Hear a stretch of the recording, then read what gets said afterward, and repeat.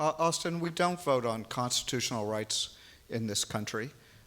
So why is this something that should be put up to a referendum?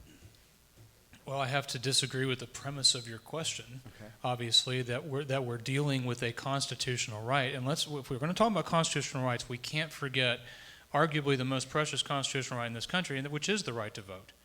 And one of the arguments being made by our opponents in these cases is that there is no constitutional right to vote on an age-old institution and its definition that impacts every single member of society. That right and the right to vote, whether it's at a ballot box or expressing your opinion through your elected representatives, should not exist.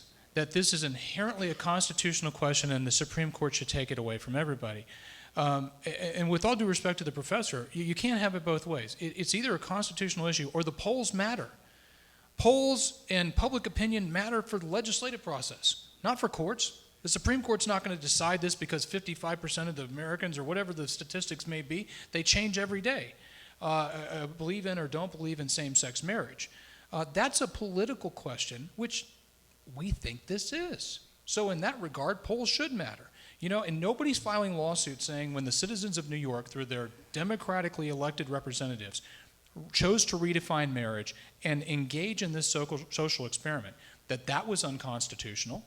As Ryan mentioned, we say the Constitution permits that type of thing. And what's interesting, if you notice in this debate, we're saying that both outcomes are permitted. That the Constitution is big enough and flexible enough for a pluralistic society that believes in fairness and tolerance in America, that both options are on the table.